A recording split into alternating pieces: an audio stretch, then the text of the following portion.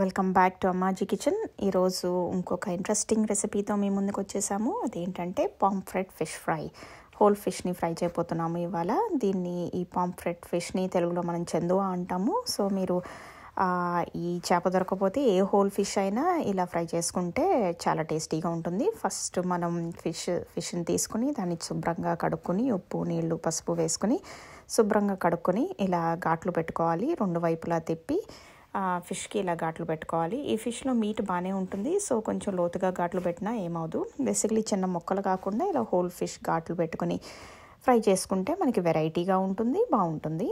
So next దీనికి మనం మసాలా తయారు చేసుకుందాము. ఆ మసాలాకి జింజర్ గార్లిక్ పేస్ట్, కారం, ఉప్పు, కొంచెం లెమన్, గరం మసాలా అండ్ మిరియాల పొడి వేసుకొని చేసుకుందాము. ఒకవేళ మీకు మరీ స్పైసీగా వద్దు అంటే మిరియాల పొడి లేకుండా కూడా చేసుకోవచ్చు, కానీ మిరియాల పొడి వేసుకుంటే ఘాటుగా బాగుంటుంది.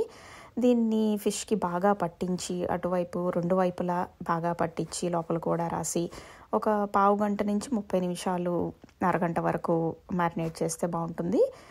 ఒకవేళ మీకు టైం లేకపోతే మసాలా రాసేసుకుని వెంటనే కూడా ఫ్రై చేసుకోవచ్చు, కానీ మసాలా రాసి కాసేపు మ్యారినేట్ చేసుకుంటే మసాలా ఫిష్కి బాగా పట్టి టేస్టీగా ఉంటుందన్నమాట. సో మసాలా రాసాక మన ఫిష్ ఇలా ఉంది.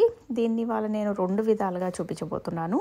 ఒకటేమో ఎయిర్ ఫ్రైయర్లో అయితే ఈ ఫిష్ని 400 degrees Fahrenheit లేకపోతే 200 degrees Centigrade పెట్టి ఒకవైపు 12 minutes ఇంకోవైపు 12 minutes ఫ్రై చేయాలి. అప్పుడు మనకి ఫిష్ రెడీ అయిపోతుంది.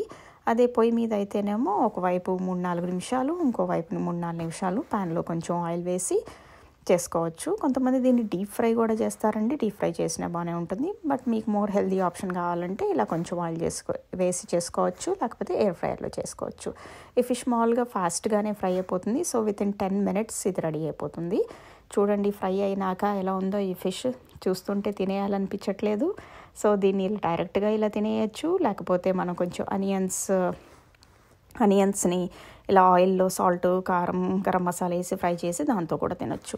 ఇక్కడ చూడండి మన ఫిష్ ఒకటేమో ఎయిర్ ఫ్రైయర్లో చేసాము, ఒకటేమో పొయ్యి మీద చేసాము. సో రెండింటికి తేడా ఏమీ అంత తెలియదు. టేస్ట్ కూడా రెండు ఆల్మోస్ట్ ఒకలానే ఉంటాయి. మీకు ఎలా కావాలంటే అలా చేసుకోవచ్చు.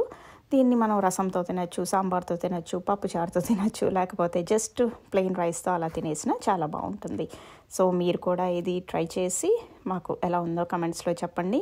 ఇంకా మోర్ ఎక్సైటింగ్ వీడియోస్ కోసం మా ఛానల్కి సబ్స్క్రైబ్ చేయండి అండ్ ఈ వీడియోకి ఒక లైక్ చేయండి. Thank you.